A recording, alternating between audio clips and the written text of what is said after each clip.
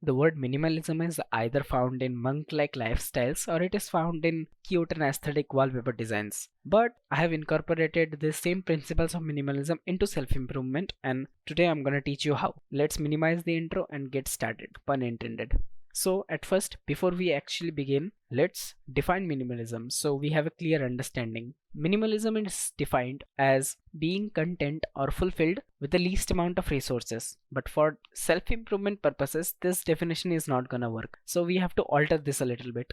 Let's now redefine this as being able to function with the least amount of resources. Definition is done. We have to come to the application. In application, we are having three segments. Number one, in our day-to-day lives. Number two, in the long term. Number three, some do it steps so that you can actually implement the things. Let's get started with the day to day. And in this, we are having three parts. Part 1, the 80-20 rule. Pareto's principle or the 80-20 rule is a famous rule that states 80% of the result comes from 20% of the actions. That means the 80% of result you are looking for will come from a very small task, which is only 20% of the total thing. Now, this task is known as the highest leverage task. That means the task which will give you the most amount of results. You have to find your AHLT, highest leverage task, and focus all of your energy into that task. For students, this highest leverage task is practicing exam papers, and for YouTubers it is recording videos. Similarly, you have to find your own highest leverage task that will give you the most amount of results. You have to focus all of your energy and time into that highest leverage task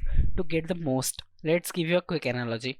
I am now sitting here and recording this one, but I will not just switch off the recording just to go and reply to a comment or change my channel banner or logo or something like that, because this is my highest leverage task. This is the most important thing for me to do right now. Similarly, try to find your HLT and focus all your time and effort and energy and resources into that task. Part 2, batching. Batching, if you already don't know, then it is combining similar tasks together and having a proper schedule for them. In simpler words, it is basically doing the same stuff together. This also helps us counter distractions, because let's give you an example.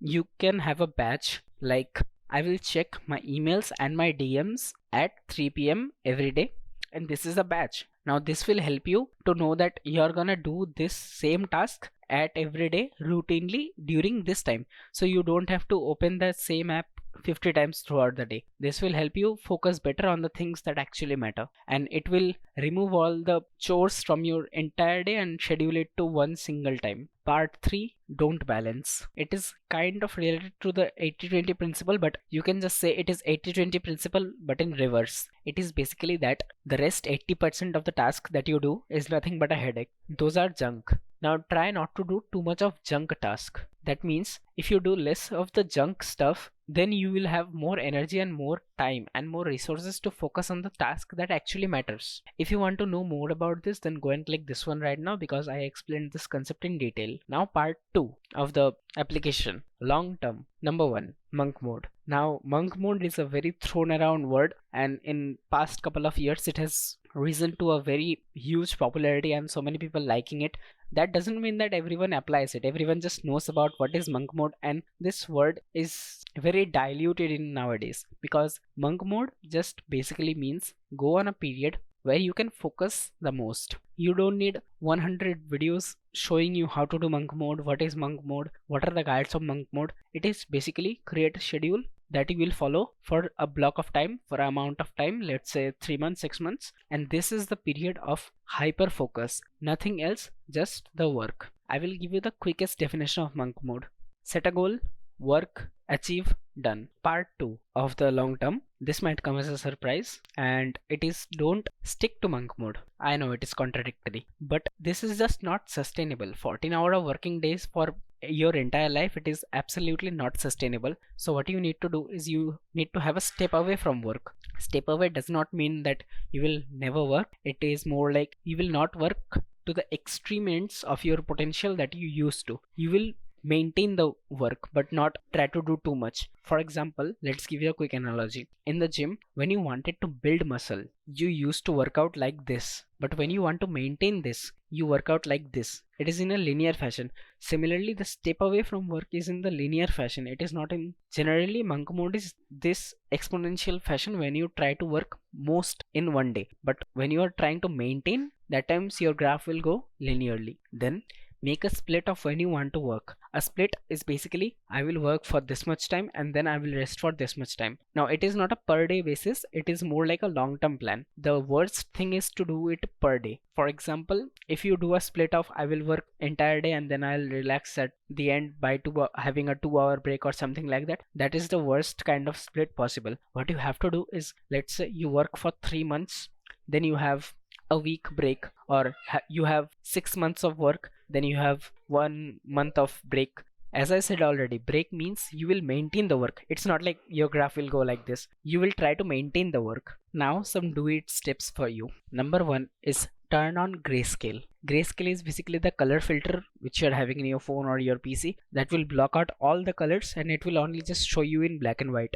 And if you don't want to turn it on, give me a proper reason. Unless you are a graphic designer of some sort or you are an editor, then you don't need colors. Colors just makes your device more nicer, more nice looking, and hence you want to indulge more. Once you have the grayscale turned on, then you will understand that yes, it is a new habit I am trying to do, it's a new mindset I'm trying to go in, and it is a new person I am trying to build myself into. Henceforth I blocked the colors that will remind me. Now the do it step I will tell you will piss off many people, and it is turn off your notifications for one day and see what happens. I'm not trying to tell you turn it off forever, just try it for one day and see what happens. For technology, uninstall all the crap softwares you don't need. They are the biggest headaches.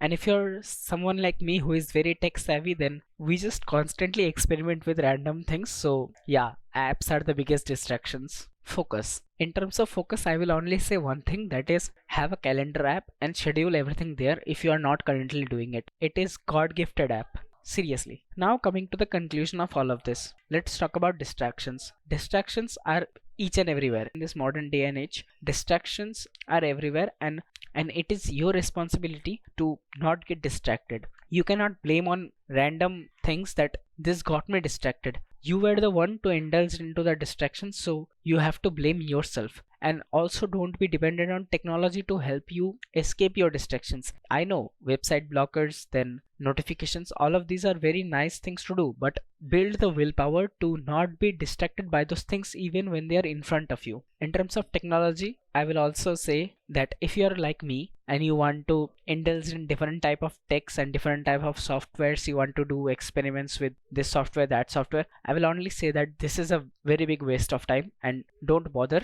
Try to do with what you have. Try to minimize all of these random things and focus on what actually matters. Don't use very complicated softwares like Notion and all of that if you're trying to manage yourself. If you have the habits of doing all of this and you know the inner workings of the software, then yes, great. But if you don't know and you are just trying to search that what softwares will make you productive, it is not going to make you productive. And I'm using the name of Notion because it is the most famous one. And if you are not a corporate or corporation, then you don't need a random big software to manage each and everything, right? Even Microsoft Excel works fine as a habit tracker. Minimize to maximize. That means minimize the clutter in your brain, that is your cognitive load or stress on the brain, to maximize your work output. If you want to learn more about reducing your cognitive load, go and click this one right now. Or if you are a student looking to increase your marks, then go and click this one. I'll see you in the next one. Start if you haven't already.